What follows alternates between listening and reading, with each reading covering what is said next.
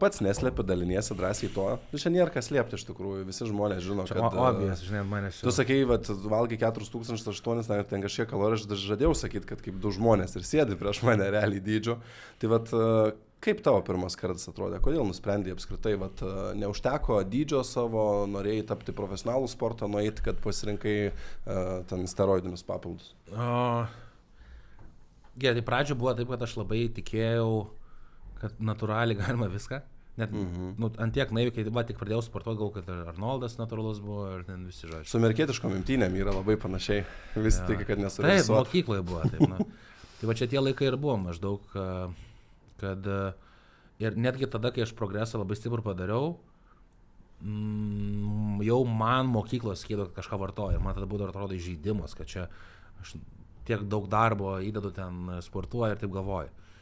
Nes tais laikais tik net ir visi tie, kurie profesionalūs kultūristai net nešnekėjo apie tai. Visi slėpė, čia natūralu ir taip toliau, nes tiesiog buvo kontraktai, buvo įmonės papildai, kurios turėjo pardavinėti ir sakė, kad mano šito proteino auga raumenis. Kiek čia, 15 metų atgal. Tai dabar, tai tada aš pradėjau dalyvauti varžybose ir pirmas 4 savo varžybas padariau. Ir ten buvau ir vos ne gale, buvau vienose paskui ir ten 3 vietoje, ir ten 4, ten aukščiausią vietą atsimenu 2 buvau. Ir tada supratau, kad jie visi vartoja, o aš ne, ir ten tada noriu iš to gyventi. Reikia pasirinkti tą kelią, nors aš sunkiai to tikėjau, ir buvo atsirado toks kaip mentorius, sakykime, šioje srityje, kuris išmanė. Tai man pasakė, jeigu nori ten būti, atsimenu dar kaip Lazaras, taip Angelov, atsimenu gal šitą, ne? Ir sako, jis tikrai vartojas, negali būti, kad jis žino žodžiu. Tai va, ir kalbėjo mane ir tada aš nusprendžiau tą kelią padaryti ir atsimenu, dar mamai pasakiau, tai man tada buvo kiek, 20, man atrodo, 19-20. Ir pasakiau, pasitariau už kartą ir kažkaip surizikavau. Aišku, dabar šiai dienai, tarkim, kiek aš žinau, kai ant tiek tai yra, sakykime, visa ta dark side, ant kiek tai nėra sveika ir, nežinau, jeigu aš būčiau žinojęs tada, ant kiek tai yra stipru ir ant kiek labai šitam profesionaliam sportė, sakykime, yra ta sveikatos kaina, tai nežinau, iš tikrųjų, ar būčiau, tarkim, savo pasakojęs viską, ar būčiau priėmęs tą sprendimą. Nes vien tik aš irgi dabar savo daviau dar porą metų iš dalyvauti, nes norisi iš to pasitraukti, kol kaip tik nėra jokių tenais. Labai daug darbo įdėta jau.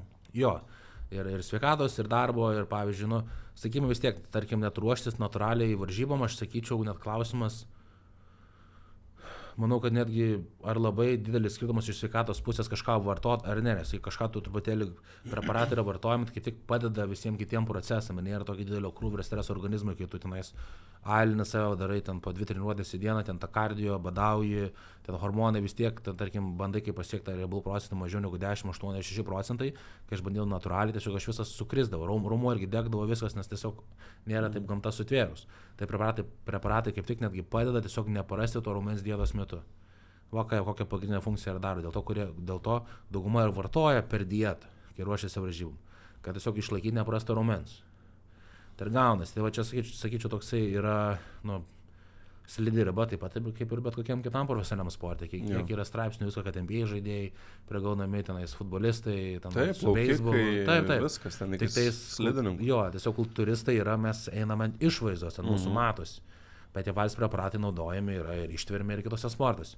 Tai sakyčiau, sakau labai, kodėl aš taip pasakiau pradžiai, nes kultūrizme yra ne tai, kad kiek įdėsi dar darbo, bet taip pat yra genetika, tai pavyzdžiui genetika yra ne tik pečių plotis ir ten kokie kaulai pas tave, ir ten presas, sixpackas yra 6 kubikai, ar 5, ar ten 4, bet taip pat ant kiek tu šalutinių turėsi, tas pats kaip yra tie, kurie žmonės geria visą gyvenimą ir gyvena iki 90, o kitas ten sveikai eina į tenais ledo vonės ir miršta ten 50. Tai skočinais yra tokiai daug genetinių dalykų, tai kaip tu respondini į tą visą vaistus, tada ant kiek greit auga raumuo, ant kiek gali stipriai išsiryškinti ir daug tokių genetinių dalykų. Ir dar tada prie to pačio tavo liemuo turi būti kuo siauresnis, kad būtų ta tokia X forma, nes jeigu ten talija pas tave kaip vos ne kaip kibiras ant bačka ir tenais neestetiškai atrodint, ten nelabai ir laimėsi. Ir sakau, tokių daug niuansų ir tada susideda viskas į finansus, nes iš to sporto top koks 100 ir gyvena labai gerai, sakykime, visi kiti taip pat aukoja ir deda ir ten skolinasi pinigus, nes tas pasiruošimas, nu tikrai ten visi papildai, maistas, dar preparatai ir... Kokie pavadinimai tų preparatų, nes aš žinau, kad ten kažkas apskritai kalba ir apie tos paprastesnius, turbūt tik testą leidžiasi, ar ne, yra kur, testosteroną pasididina tai dar kažkas. labai, tai vis tiek testosteronas dabar irgi labai dažniau ir dauguma kalba apie tai, apie tas visas TRT, testosterone treatment, vos ne vis tiek, testosteronas buvo sukurtas tam, kad vos ne vyrai, kurie anksčiau ir vėliau vis tiek nustoja testosteronas gamintis ir su metais jūs laiką pastoviai krenta, kol būna normos ten žemiau negu norma.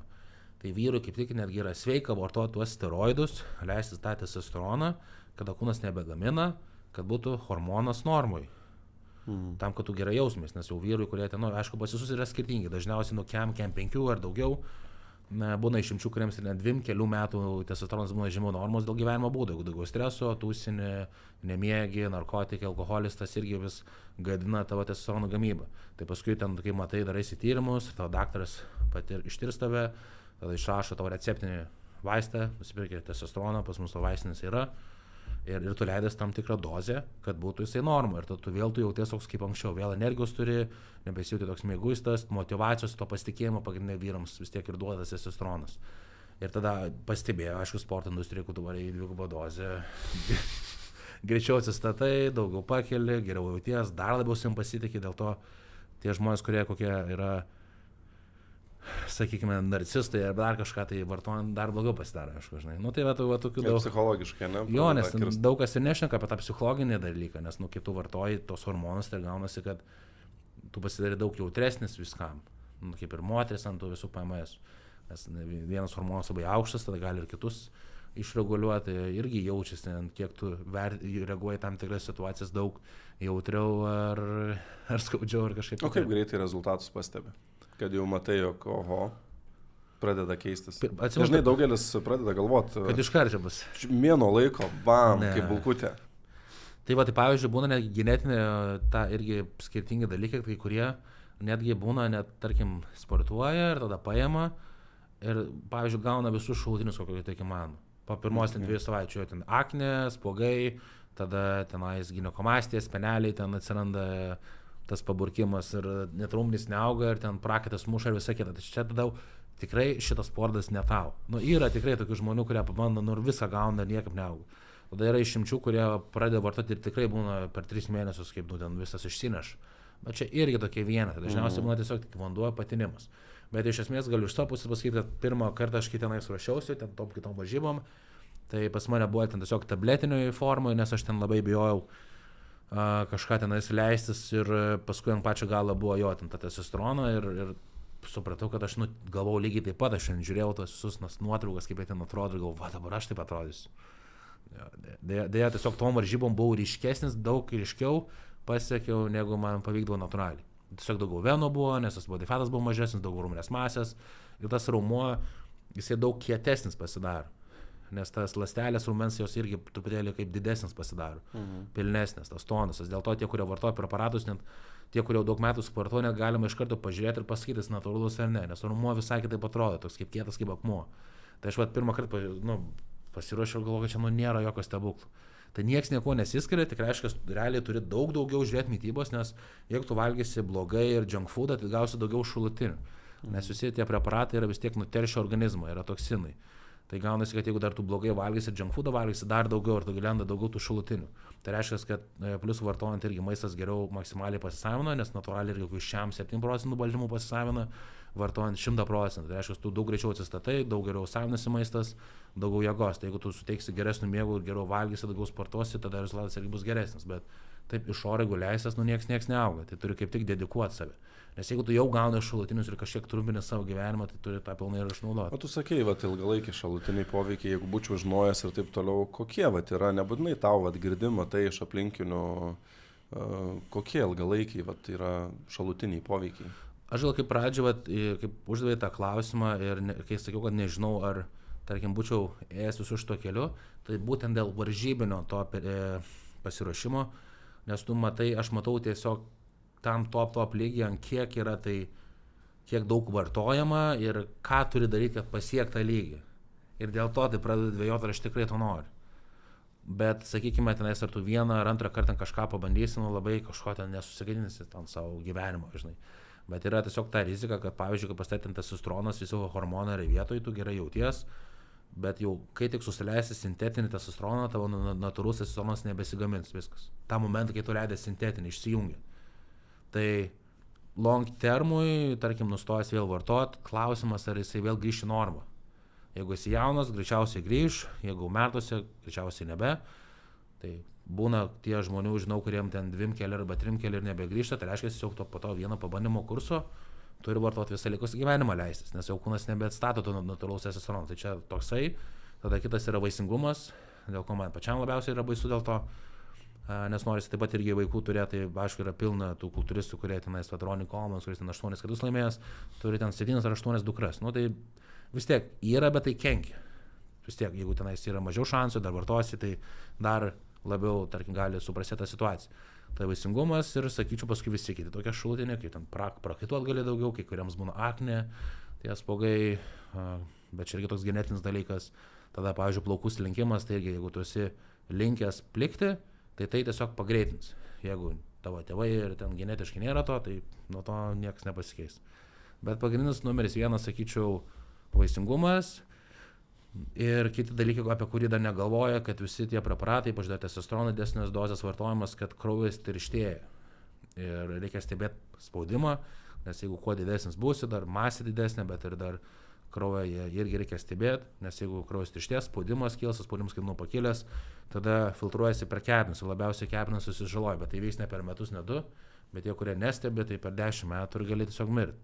Tai čia yra tas tosai labiau silent killer, ko nestebi ir nežiūri spaudimo, nors sakyčiau, jis numeris 1, ko labiausiai ir pakenkia, nes jeigu ten visko 1 ar ten 2 kartus paimsi, ten nieks nebus, organizmas labai lengvai atsistato nuo visko, atsigauna toks reboundas, nes čia tas pats kaip ir, kurie vartoja tokius narkotikus arba alkoholį, vos ne kiekvieną savaitgalį ten geria iki komos. Tai nustoja gerti ir kažkaip ten būna, kuriam jau blogai ten su kepenim, bet labai kažkaip ir greitai atsistato. Tai šiandien ir genetinis tas dalykas, kaip ir minėjau, bet kiekvienas irgi kažkaip ar kitaip dauguma šiais laikais žaloja organizmą, tai aš bent jau stengiuosi, jeigu aš pasirinkau šį kelią, tai tada negeriu ir nevartoju kitų dalykų ir stengiuosi kaip tik domėtis to visų longevity, ilgamžiškumų, ką aš galiu dar papildomai vartoti, kad mažintų šalutinius.